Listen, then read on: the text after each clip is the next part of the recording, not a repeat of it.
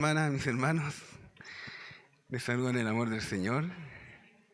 Me río porque tenía una semana muy agitada y ahora como que recién voy a descansar. Voy a poder respirar un poco. Eh, para mí, como ustedes saben, es una bendición poder estar compartiendo la clase con ustedes. Es una bendición para estar acá porque esto me ayuda y me insta a seguir adelante pensando en las cosas del Señor y no tan afanado en las cosas del mundo. ¿Ya? Porque entre más tiempo libre tiene uno en el Señor, más se afana en las cosas del mundo. ¿O no? En el trabajo sobre todo, los que algunos somos un poco trabajólicos, así que nos cuesta de repente despegarnos del trabajo, ¿ya? Así que esto nos hace bien, porque el Señor nos quiere aquí, ocupados en sus cosas, en su ministerio, en lo que Él nos tiene preparado. Bien, hermanos, vamos a orar primeramente. Vamos a dar gracias al Señor por este momento. Señor, te damos gracias en esta hora por tu amor, tu misericordia. Gracias porque tú estás con nosotros, Señor. Gracias porque tú eres bueno, Señor, con nosotros. Gracias, Señor, porque tú nos miras, Señor, nuestras imperfecciones. No miras, Señor, lo débil que somos, Señor, sino que tú miras nuestro corazón. Tú miras lo más profundo de nuestro ser y te pedimos, Señor, que tú mires ahí, en esta hora, Señor, y que veas si hay caminos de perversidad en nuestras vidas, que tú puedas obrar, Señor, en ellos. Queremos estar libres, Señor, queremos estar tranquilos, en paz, en tu presencia, Señor, para recibir tu palabra, Señor, lo que tú tienes preparado para nosotros en esta mañana, Señor. Que tu Santo Espíritu sea obrando en medio nuestro, Señor, sea guiándonos, Señor, a toda verdad y a toda justicia, y sea enseñándonos todas las cosas que tú tienes preparado para nosotros. En el nombre de Jesús, amén. Amén. Bien, voy a poner los lentes porque si no, no voy a ver. Yo de cerca veo sin lente y de lejos tengo que ponerme los lentes, ¿ya? Así que, bien. Estamos estudiando sobre el libro de los Hechos, ya llevamos varios capítulos, y las últimas veces que hemos estudiado ha sido el capítulo 7 del libro de los Hechos, ¿ya? Es un capítulo muy extenso, es el capítulo más extenso del libro de los Hechos, es la predicación más larga que se ve en el libro de los Hechos, ¿ya? ¿Qué podemos también decir de este capítulo? Bueno, aquí vemos la defensa de Esteban, ¿ya? Con respecto a las acusaciones que se le hicieron. Bien, Esteban, ¿qué es lo que era Esteban? Un diácono, ¿cierto? ¿Cuáles eran las características de este diácono? No tengo el guía, así que, ¿cuáles serían las características? Veamos qué dice más adelante. Dice que Esteban era de buen testimonio. En Hechos 6:3 dice, lleno del Espíritu Santo, de sabiduría, hombre lleno de fe, lleno de gracia y de poder. Hacía grandes prodigios y milagros entre el pueblo. Ya, esas eran las características, la descripción, su currículum que tenía Esteban. ¿Ya? El mismo que tenemos nosotros, ¿cierto? Hermana, por fe, sí. Por fe, hermano. ¿Por qué? Sí, pero gracias al Señor podemos, por la gracia de Dios, el Señor nos puede hacer, ¿no es cierto?, sus siervos inútiles, porque hacemos lo que Él nos manda hacer. Nada más que eso. Pero sí el Señor nos puede usar. Así que sigamos adelante. Jorge, todavía no empiezo la clase, Jorge. Ya, dime nomás.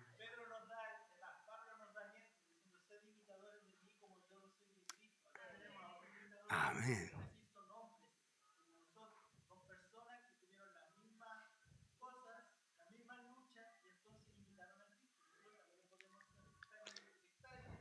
Sí, Él es el que nos ayuda. Él hace la obra por nosotros. Aquí no es nada humano, aquí no hay nada mérito propio. Aquí todo es la gracia del Señor. ¿Ya? O si no, aquí yo me iría. Yo me voy porque, o si no, no estaríamos acá, porque yo creo en hermana Flor, ¿no es cierto, hermana Flor? Que estamos aquí adelante por la gracia del Señor, ¿no? Por la misericordia de Dios. ¿Ya? O si no, yo me habría arrancado. Ya, y es verdad. Bien, ¿qué sigue, hermano Andrés? Bien, ¿quién y qué posiblemente impulsó a que se levantaran los de la sinagoga y otros para disputar con Esteban? ¿Quién y qué posiblemente impulsó a que se levantaran los de la sinagoga y otros para disputar con Esteban? ¿Qué dice ahí?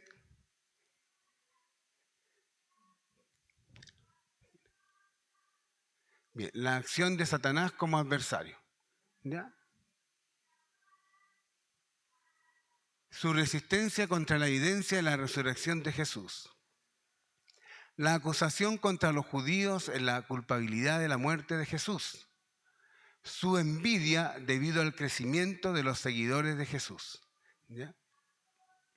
Todo esto conllevó, ¿no es cierto?, que estos hermanos, no eran hermanos, perdón, que estos de la sinagoga de los libertos religiosos, ¿no es cierto?, acusaban a Esteban de varios puntos, ¿ya?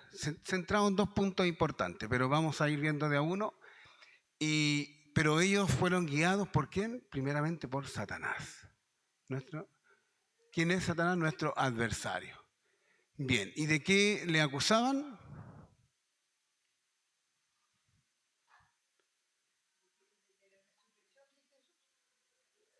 La acusación contra Esteban. Eso está en Hechos 6, del 11 al 14. Ya, hermano Andrés. Bien, aquí está. La acusación contra Esteban. Entonces sobornaron a unos para que dijesen que le habían oído hablar palabras blasfemas contra Moisés y contra Dios. Y soliviantaron al pueblo, a los ancianos y a los escribas, y arremetiendo le arrebataron y le trajeron al concilio. Y pusieron testigos falsos que decían, este hombre no cesa de hablar palabras blasfemas contra este lugar santo y contra la ley. Entonces, yo lo puse en azul, no sé si se nota mucho, pero yo lo veo re bien. Bien. Entonces, las dos acusaciones más importantes que lo puse en azul para que se viera mejor, pero parece que se vio peor. Salió al revés la cosa, ¿no? Ya. Ya, pero dice mi señora que se ve bonito, dice. ¿Sí? Ya. Ya, entonces las dos cosas, pongámonos serios, por favor. Ya, las dos cosas eran, y más importante era que no cesaban de hablar palabras blasfemas contra este lugar santo y contra la ley. O sea, las dos acusaciones más importantes es que hablaba cosas blasfemas contra el templo y contra las tradiciones judías que ellos tenían. ¿Ya? Entonces, esa era su acusación. Pues les oímos decir que este Jesús de Nazaret destruirá este lugar y cambiará las costumbres que nos dio Moisés. Bien, ¿qué sigue? ¿Cuáles eran las acusaciones contra Esteban entonces? Hermano, hablaba palabras blasfemas contra Dios, hablaba palabras blasfemas contra Moisés, hablaba palabras blasfemas contra el lugar santo, el templo, hablaba palabras blasfemas contra la ley. Jesús va a destruir el templo, Jesús va a cambiar las costumbres dadas por Moisés. Esas eran las acusaciones que ellos daban. Retroceda un poco, hermano Andrés, por favor. Entonces, cuando habla de Jesús va a destruir el templo, se refiere, ¿se acuerda cuando Jesús decía a los religiosos que él, ¿no es cierto?, en 3 días, ¿qué dice, digamos, qué dice la Biblia? Si alguien lo tiene, Juan 2, 19 al 22, para que no digan que yo estoy diciendo cosas. El que lo lea primero gana y le damos un premio. Juan al 22. El que lo tenga. Y hermano Benjamín, Roberto. Jesús y les dijo: destruid este templo y en 3 días yo lo levantaré. Dijeron luego los judíos: en 46 años fue este templo edificado, y tú en 3 días lo levantarás. Mas él hablaba del templo de su cuerpo. Por tanto, cuando resucitó de los muertos, sus discípulos se acordaron que les había dicho esto y creyeron en la Escritura y a la palabra que Jesús había dicho. Amén. Claro, ellos siempre pensando hoy en lo literal, en lo físico, en lo humano, en lo terrenal, pero Jesús se refería a su muerte y a su resurrección. ¿Ya? Pero ellos pensaban en el templo, en el mismo templo con el cual ellos le estaban haciendo acusaciones a Esteban, de blasfemar el templo, porque vamos a ir viendo lo del templo. ¿Ya? El templo para ellos era algo como muy sagrado, y llegaba a ser incluso más sagrado que Dios mismo, porque le adoraban más al templo que a Dios, al Creador, ¿no es cierto? Bien, sigamos, hermano. El sumo sacerdote dijo entonces: ¿es esto así? Y ahí viene eso en el capítulo 7 del libro de los Hechos, en el versículo 1, comienza la defensa de Esteban. Entonces tenemos primeramente que estos religiosos, ¿qué hicieron estos religiosos? Acusaron a Esteban falsamente, con dos hechos, las dos acusaciones más resaltantes son que habían blasfemado contra el templo y contra la ley, contra las tradiciones judías. Y entonces el sumo sacerdote le dice: ¿es esto así?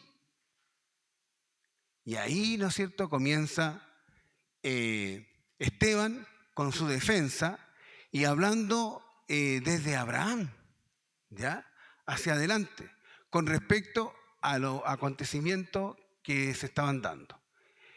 Si vemos más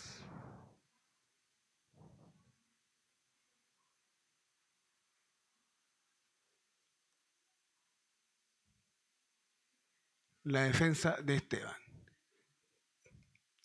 ¿Qué más tenemos ahí?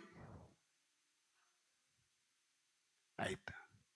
Entonces Esteban comienza con un discurso impresionante en el cual va mostrando a través de la historia, que Dios no está confinado a un lugar o a una región. ¿Ya? Entonces acá, a través de estos tres personajes, permiso,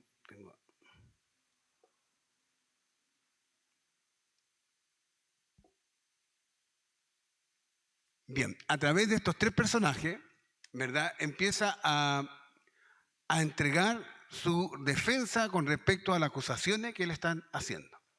Primeramente habla de Abraham, después habla de José y de Moisés. ¿Qué dice de Abraham? Dice: varones hermanos, en el versículo 2 de Hechos 7, dice: varones hermanos y padres, oíd, el Dios de la gloria apareció a nuestro padre Abraham, estando en Mesopotamia, antes que morase en Harán, y le dijo: sal de tu tierra y de tu parentela, y ven a la tierra que yo te mostraré. Entonces salió de la tierra de los caldeos y habitó en Harán. Y de allí, muerto su padre, Dios le trasladó a esta tierra en la cual vosotros habitáis ahora. Bien, ¿qué podemos decir de eso? De que Dios le habló a Abraham antes de que llegara a la tierra prometida. Antes que llegara, ¿no es cierto?, a la tierra que él había prometido. Entonces Dios habló a Abraham, eso es lo que dice Esteban, antes de que llegara a la tierra prometida, antes de que se instaurara el tabernáculo, antes de que se instaurara el templo. Por lo tanto, Dios habla en todas partes y en todo lugar sin necesidad de un templo ni de un tabernáculo.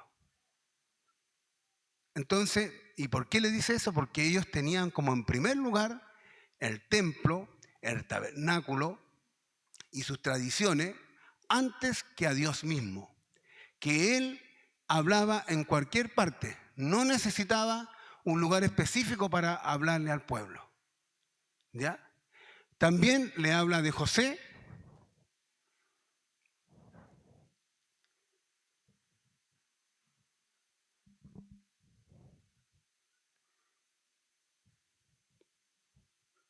No veo así con lente.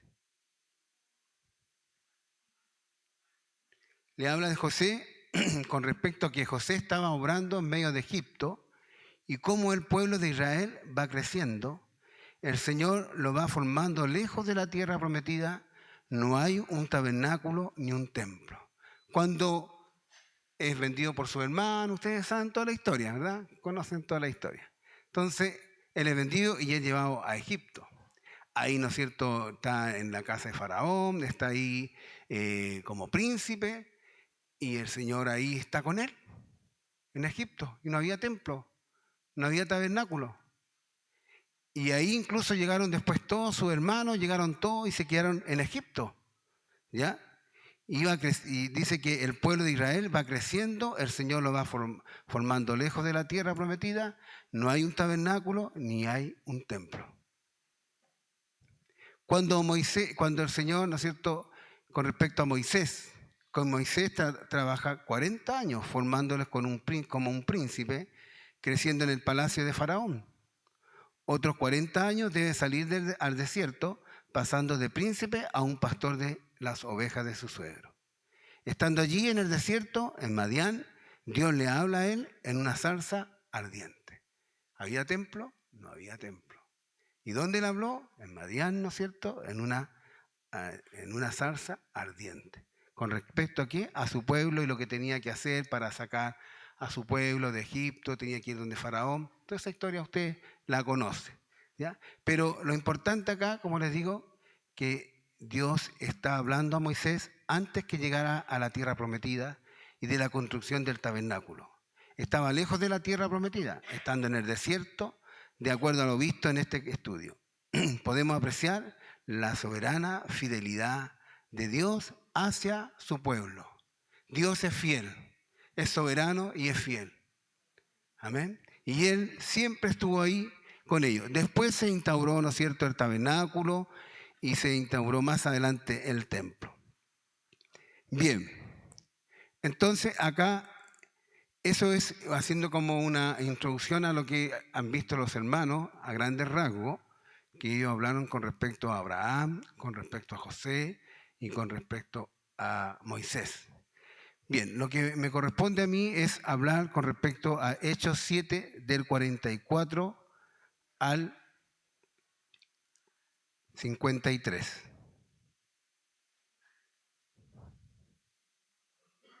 ¿Ya? Bien. Eso lo vamos a saltar el 43, ahí sí, ahí lo vemos. 44. En el versículo 44. Esteban le va a demostrar que en el centro de sus corazones y de sus territorios hay un ídolo.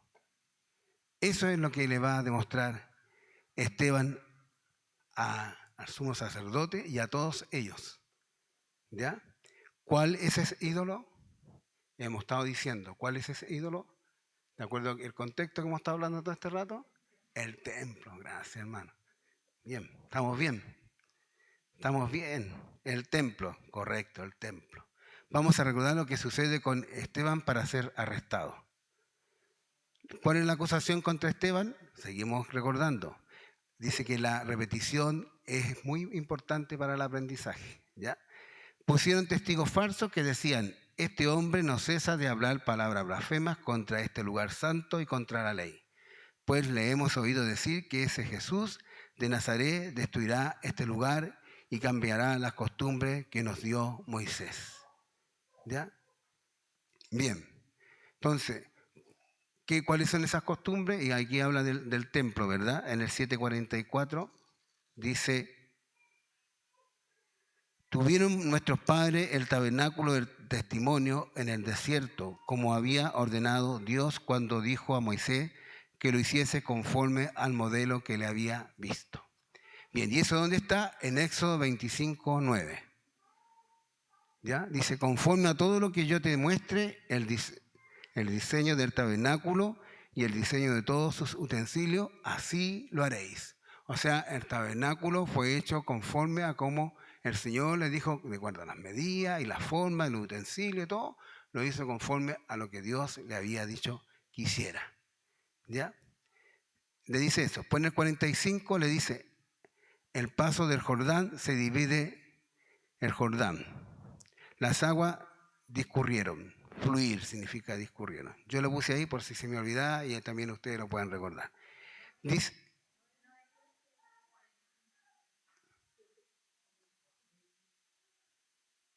¿qué pasó? Éxodo 25:9.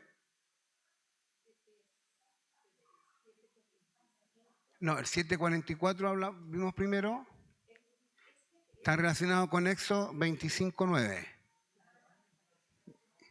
¿Ya? Con respecto al tabernáculo. Ya. Después vamos al 7:45. Ah, pasó. ¿Qué dice ahí? ¿Está bien? 7:45.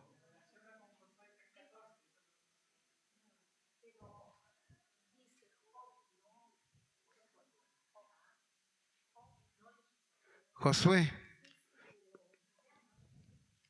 Ya.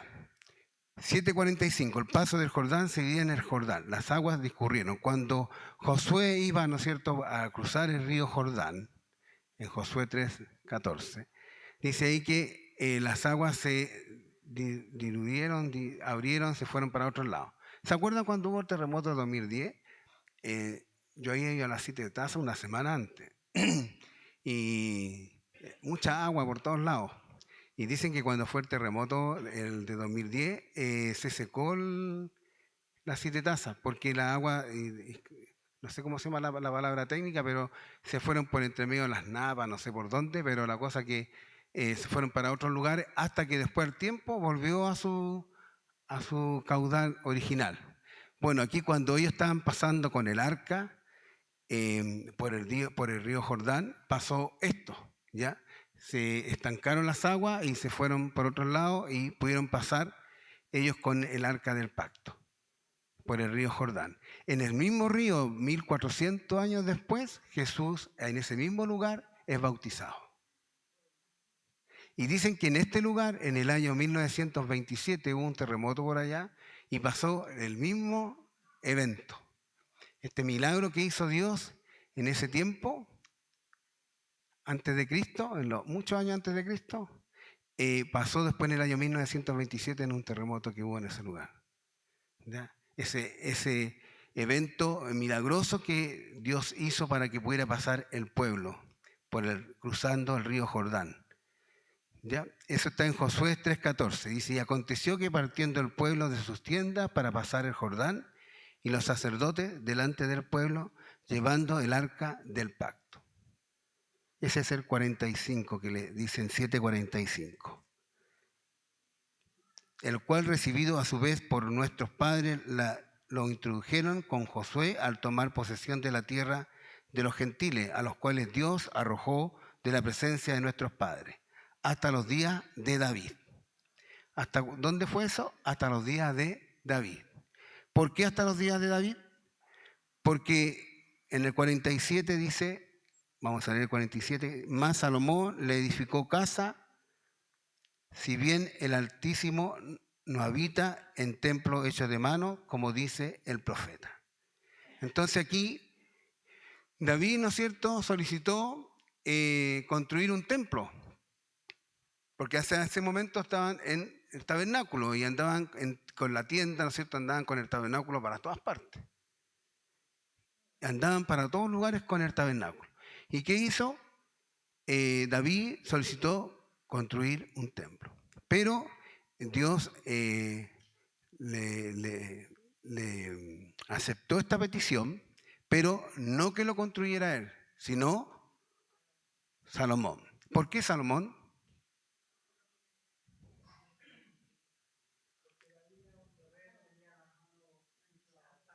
Con sangre. Ya, con sangre. ¿Está el versículo ahí o no? Ahí está. Primera de Crónicas 22, del 7 al 11. Dice, y dijo David a Salomón, hijo mío, en mi corazón tuve el edificar templo al nombre de Jehová mi Dios. Mas vino a mí palabra de Jehová diciendo, tú has derramado mucha sangre y has hecho grandes guerras. No edificarás casa a mi nombre, porque has derramado mucha sangre en la tierra delante de mí. He aquí te nacerá un hijo, el cual será varón de paz, porque yo le daré paz de todos sus enemigos en derredor. Por tanto, su nombre será Salomón, y yo daré paz y reposo sobre Israel en sus días. Él edificará casa a mi nombre, y él me será a mí por hijo, y yo le seré por padre. Y afirmaré el trono de su reino sobre Israel para siempre. Ahora pues, hijo mío, Jehová esté contigo, y seas prosperado, y edifiques casa a Jehová tu Dios, como él ha dicho de ti. Entonces, fue a Salomón que se le dio esta oportunidad. Y en 2 de Crónicas 6:18 dice, 2 de Crónicas 6:18, también está, mas es verdad que Dios habitará con el hombre en la tierra, he aquí los cielos y los cielos de los cielos no te pueden contener, cuanto menos esta casa que he edificado. Eso dice Salomón. Edificó el templo, pero él dice, este templo no puede contener al Dios de la creación. Nada lo puede contener. Nada puede contener al Dios Todopoderoso. Y dice, halló gracia, dice, más Salomón le edificó casa. Si bien el Altísimo no habita en templo hecho de manos, como dice el profeta, el cielo es mi trono y la tierra el estrado de mis pies. ¿Qué casa me edificaréis? Dice el Señor. ¿O cuál es el lugar de mi reposo?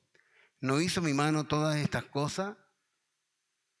Entonces, aquí Salomón tiene claro esto, y lo dice en 2 de Crónicas 6:18, que no puede, el templo no puede contener a Dios, no lo puede contener.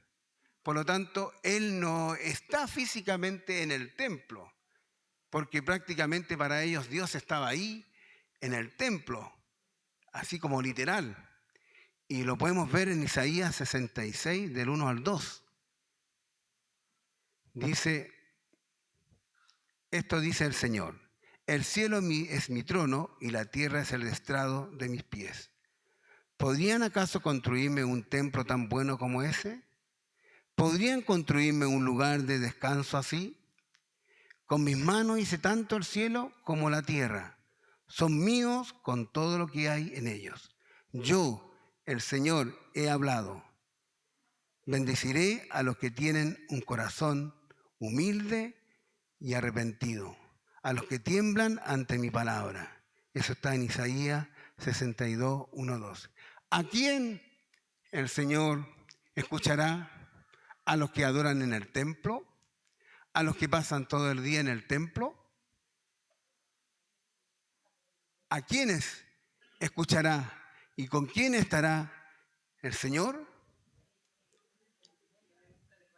Bendeciré a los que tienen un corazón humilde y arrepentido, a los que tiemblan ante mi palabra. ¿Amén?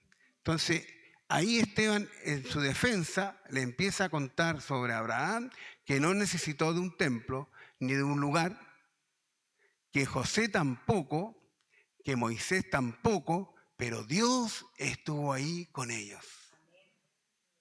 No importa el lugar, no importa la región, no importa la circunstancia, pero Dios estaba ahí. Dios está debajo de un árbol, está en una casa, está en un paisaje donde usted esté. Ahí, si usted está en la presencia de Dios, ahí está el Señor con usted. Y ahí está Dios. Y eso es la defensa de Esteban ante el Sanedrín, ante el sumo sacerdote y los religiosos. Ustedes tienen al templo como un ídolo, como un Dios.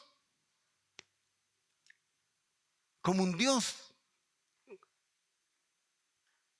Entonces están tan acostumbrados a eso, a sus costumbres, a sus tradiciones, que ellos, ¿qué hicieron? y lo encara y le dice, duro de cerviz,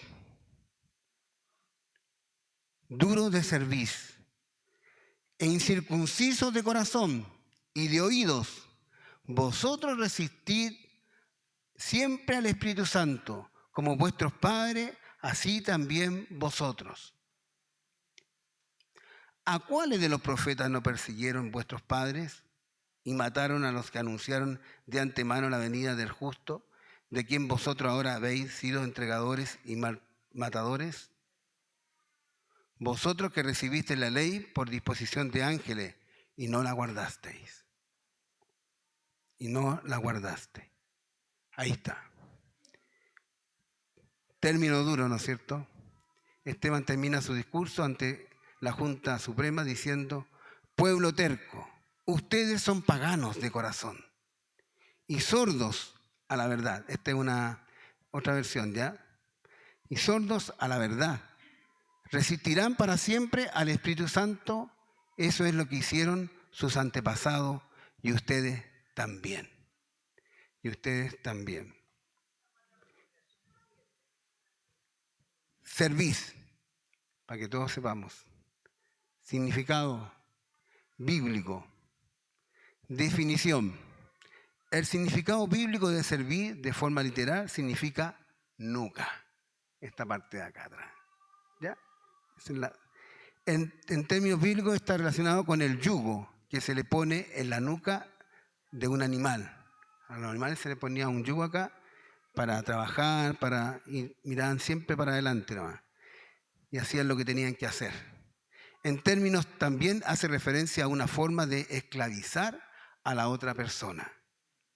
Pero también se indica que cuando una persona es terca, o sea, dura de cerviz, se le dice que tiene dura cerviz. Se menciona en Moisés cuando dice, yo he visto a este pueblo que por cierto tiene una dura cerviz, una dura nuca, cuando dicen cabeza dura, ¿no es cierto? A eso. Esta palabra tiene diversos significados dependiendo del contexto en el que se haya escrito. Aún así, simboliza la zona de la nuca y todo lo que supone llevar cosas en esa zona. Es decir, en su mayor parte representa la carga y la culpa en términos generales. Entonces ellos eran duros de servicio, no entendían, eran porfiados, nunca quisieron entender. ¿A cuál de los profetas no persiguieron vuestros padres? ¿A cuál profeta no persiguieron? Cuando los profetas iban a decirle que se arrepintieran de sus pecados, que hicieran lo correcto delante de Dios, ¿qué hacían ellos? Los mataban, los perseguían a los profetas. Cuando les hablaban del Mesías, no entendieron tampoco. No entendieron. Cuando les hablaba del Mesías, no entendían. Ellos entendían lo que era para el momento nomás, pero ellos no se proyectaban espiritualmente.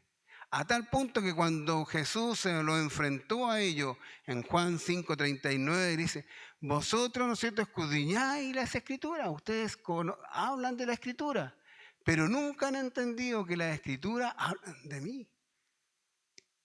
Hablan de mí. Las Escrituras hablan de mí y ustedes son doctores de la Escritura. Estudian. Vienen a la escuela dominical, ya sé yo. Vienen a la escuela dominical. Vienen a la escuela dominical. Y no entienden lo que el Señor quiere decir. Ellos eran porfiados, no entendían. Estudiaban la Escritura, pero nunca entendieron que las Escrituras hablaban del Mesías, de Jesucristo, nuestro Señor. ¿Ya? Dígame. Porque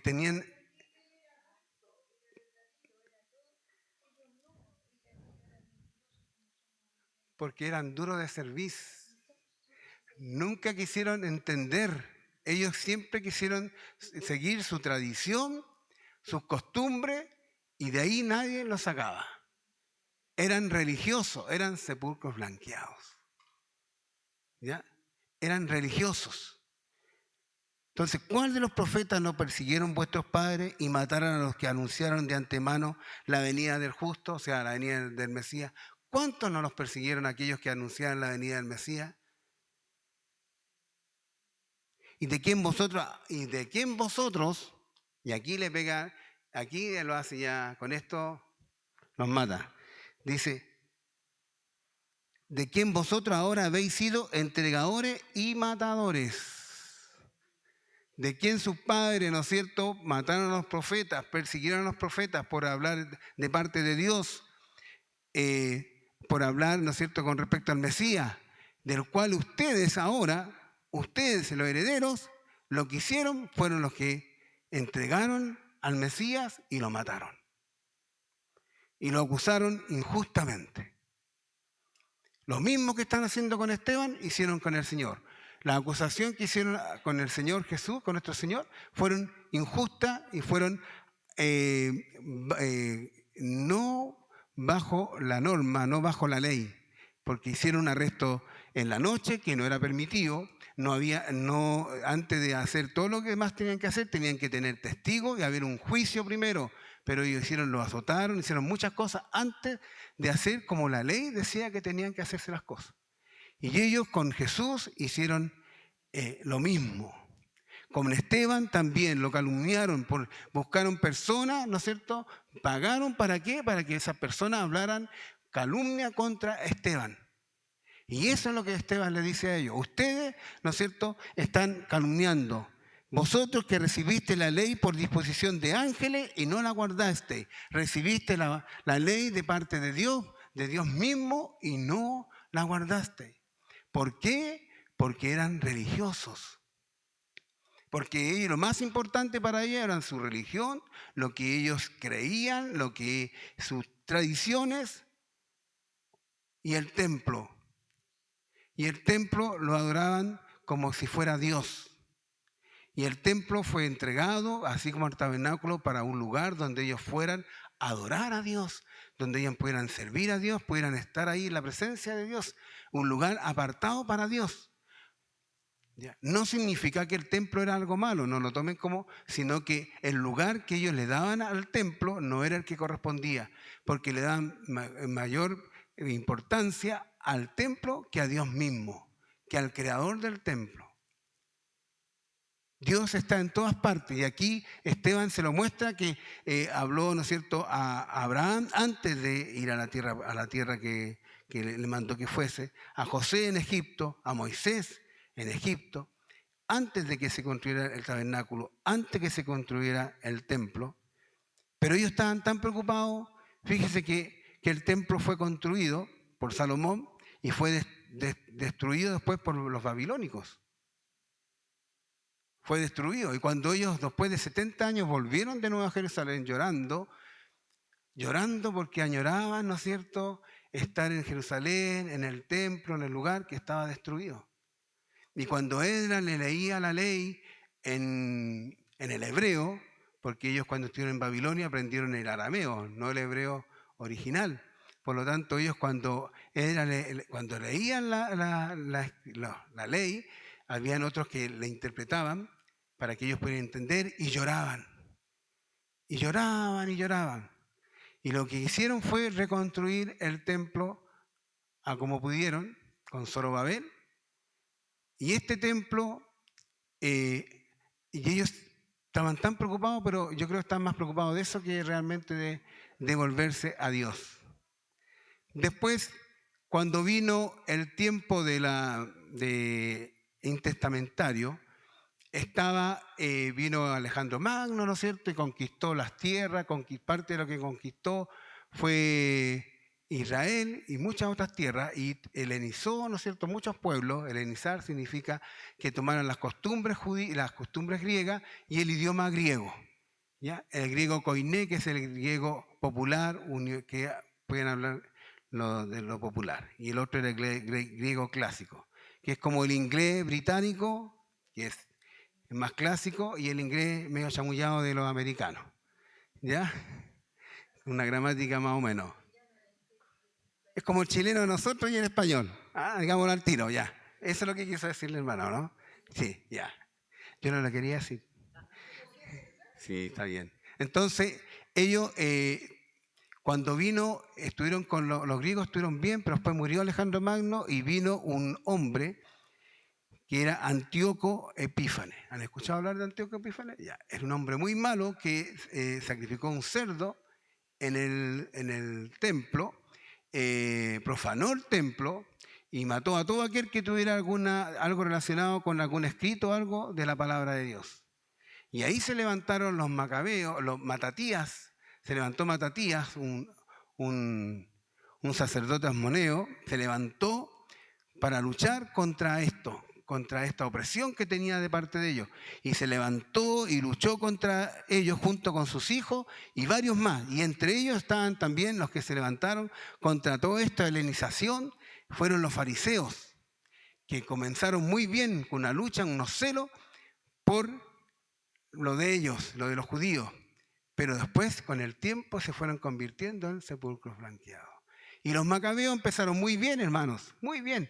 Lucha contra todo lo que fuera contra Dios, contra sus tradiciones, su religión y todo lo que sea. Incluso ellos purificaron el templo, por eso que el día de la dedicación fue en el tiempo cuando Antíoco Epífanes profanó el templo, vinieron, ¿no es cierto?, los macabeos hicieron esta lucha y ¿qué se hizo? Se purificó el templo, ¿ya? Y se llamó el día de la dedicación. Y también, pero todo estaba demostrando que ellos estaban más preocupados de estas cosas. Y también después vino Herodes el Grande y como para congraciarse con ellos, ¿qué hizo? Nuevamente le arregló el templo. Yo creo que lo arregló porque el templo nunca fue destruido completamente. Porque está el pórtico de Salomón, cuando el libro Los Hechos habla del pórtico de Salomón, porque eso viene del tiempo de Salomón. Entonces, no siempre el templo fue derribado completamente. Él les demoró 46 años en construir este templo y por eso es que ellos le decían a Jesús, tú dices que en 3 días construyes el templo y cuando Herodes se demoró 46 años. Porque no entendían, porque eran religiosos. ¿A qué va todo esto, hermano? Es que ellos siempre buscaron lo religioso. Siempre buscaron el ser religioso. Es importante, hermanos, que nosotros entendamos esto. Dios quiere corazones sinceros. Dios no quiere que nosotros sigamos costumbres, tradiciones y no creamos que porque nosotros venimos a la iglesia somos más santos. No creamos porque yo vengo a todas las reuniones, canto, porque los judíos cantaban, los judíos estudiaban la palabra, iban al templo y hacían todo el ritual. Pero su vida era la misma. Y eso es importante que nosotros tengamos claro. No basta con que nosotros vengamos a la iglesia y creamos de que Dios solamente está acá. El Señor está en todas partes. Es importante aclarar que nosotros como cuerpo de Cristo, la iglesia no está construida por manos de hombres. No, y eso lo quería hacer entender Esteban a ellos, que el bronce, el oro, las sillas, las maderas y todo lo que ellos utilizaron para el templo no es lo que Dios quiere. No es Dios. Dios no habita en sillas, Dios no habita en mesas, en consolas, en televisores. Dios habita en los corazones de las personas. Ahí donde Dios quiere entrar, a nuestro corazón. Este es un lugar que lo hemos apartado para servir al Señor. Eso tiene que quedar claro. Este es un lugar donde todos tenemos la oportunidad de venir a aprender de la palabra de Dios, de venir a alabar al Señor, de venir a estudiar la palabra, de venir a orar. Es un lugar apartado que tenemos para congregarnos. Porque la palabra lo dice, que no debemos dejar de congregarnos, que debemos estar juntos en armonía, porque allí derrama el Señor bendición y vida eterna. Porque donde hay 2 o 3 congregados en mi nombre, yo estoy en el medio. Y aquí hay más de 2 y 3 congregados en su nombre. ¿Está en el nombre del Señor usted congregado? Amén. La gracia del Señor está acá, porque está su pueblo, no porque está la silla. Porque si estuviera vacío esto, no sería nada. Pero quien hace lo especial, lo distinto, es que está usted y estoy yo acá. ¿Y por qué? Porque el Señor está con nosotros. El Señor está con nosotros. El Señor quiere glorificarse en medio nuestro. El Señor nos ha dado este hermoso lugar para que nosotros podamos venir, alabar y glorificar. No es que Dios esté aquí, no es que Dios habite aquí, pero este es un lugar apartado para alabar, glorificar el nombre del Señor, para ser bendecido. ¿Cuántas veces no hemos sido bendecidos en este lugar? ¿Cuántas veces hemos visto el gozo de los testimonios de nuestros hermanos cuando vemos sanidades? Y es por eso que es importante que el pueblo se junte, porque la iglesia del Señor es una sola. Porque la iglesia del Señor son aquellos que han sido comprados con la sangre de Cristo. Y Dios quiere que nosotros habitemos juntos en armonía, que seamos uno solo. La unidad del Espíritu esa es que seamos uno solo. Y que no seamos religiosos, como aquellos que entregaron a Jesús, como aquellos que mataron a los profetas, como aquellos que entregaron a Jesús, que lo mataron, como aquellos que mataron a Esteban. ¿Por qué? Por decirle la verdad. Cuando Esteban le dijo la verdad, ellos se enojaron, se molestaron. ¿Y qué hicieron? Lo mataron. Porque son los religiosos. ¿Qué hace el religioso? Mata. Mata por su religión. Mata por aquel que no está conforme con su religión. Mata.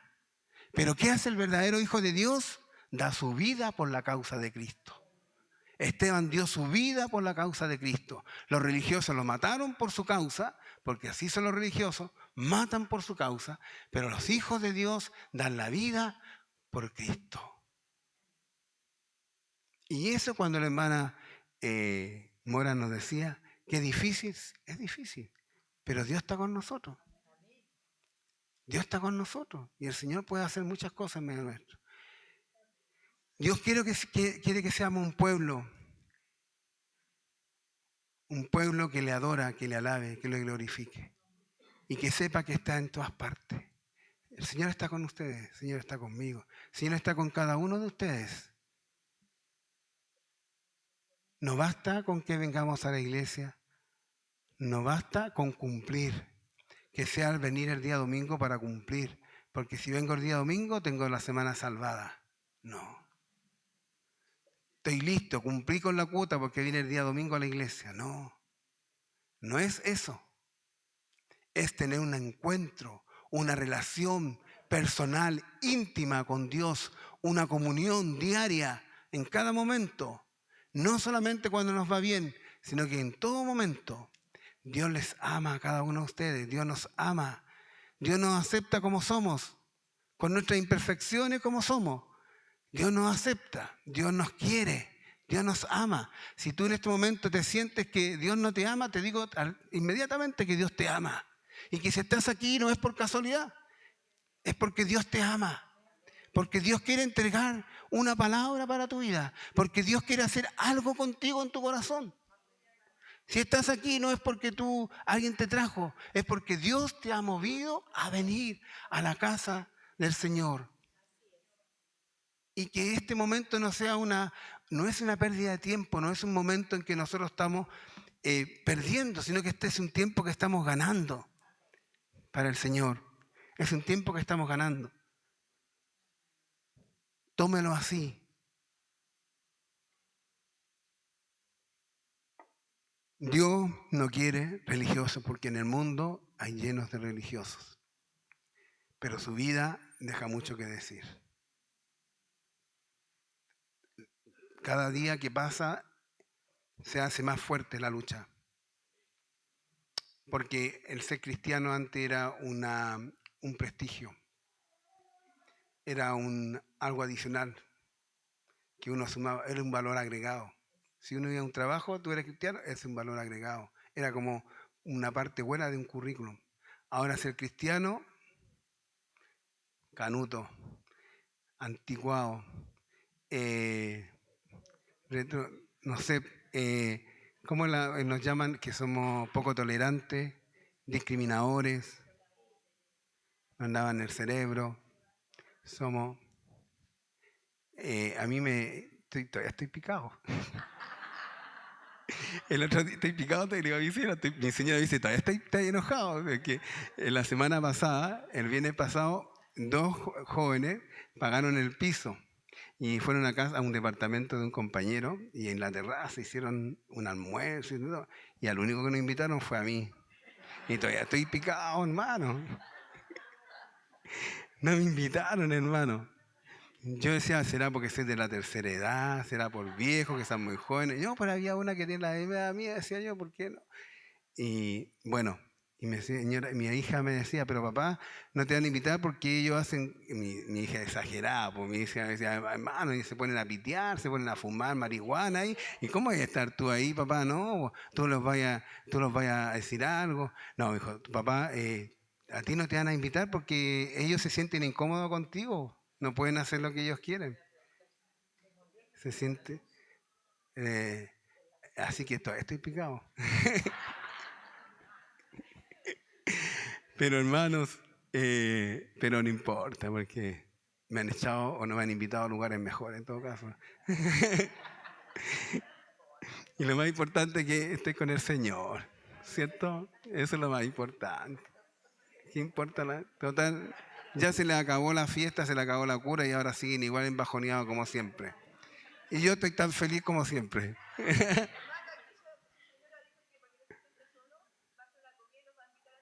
Ay, no se moleste, no se moleste.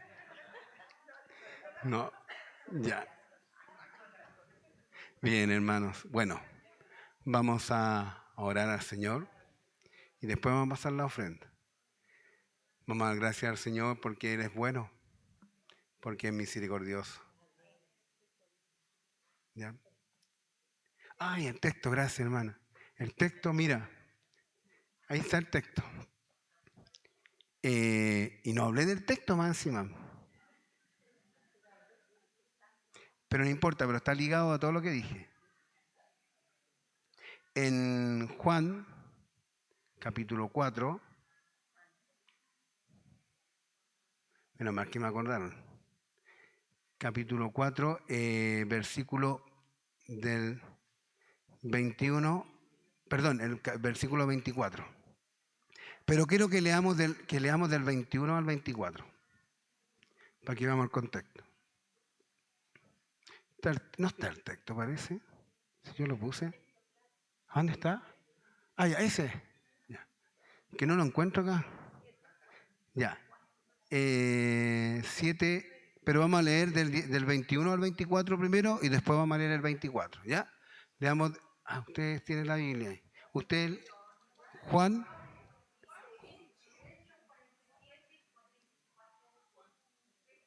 Ah, no, pero el texto es Juan 4, 24.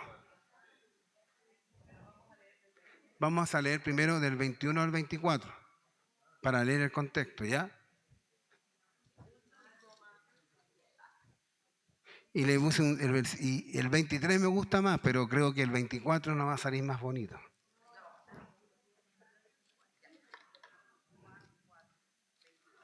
Cuatro, ya, del 21 al 24 y después vamos a leer todo junto el 24, ¿ya? Dice, el 21 dice, Jesús le dijo, mujer, créeme que la hora viene cuando ni en este monte ni en Jerusalén adoraréis al Padre.